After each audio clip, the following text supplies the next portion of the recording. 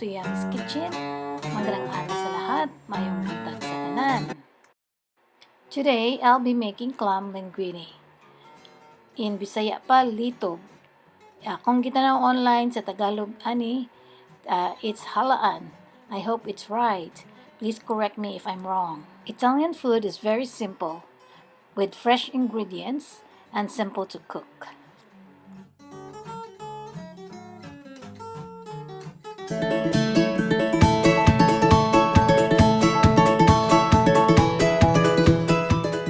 Let's start cooking.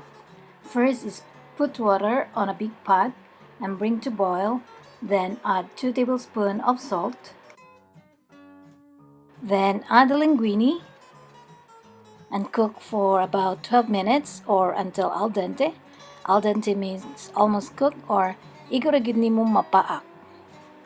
Mientras gabukal pa, atong i-prepare ang 3 cloves of ahos, 1 chili, you can make it 2 for a little bit spicier, and 1 tablespoon ginamos or patis, that's optional. Then igasar nato ang ahos ug ang chili, ang ginamos or patis, then i-add ang clam and lemon juice or calamansi juice. Then cook for a few minutes. Cover until the clam starts to open. Grab some parsley and sprinkle to the clam. Season with salt and pepper if needed. At this time, the linguine is already cooked, so let's add this to the clam and with some pasta water. Mix a little bit. Then taste it again. Now it's ready to serve. Thank you for watching, everyone. Salamat sa tanan.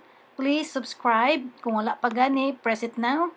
Subscribe, share our videos, comment, like, and press the notification button to get an update of new videos.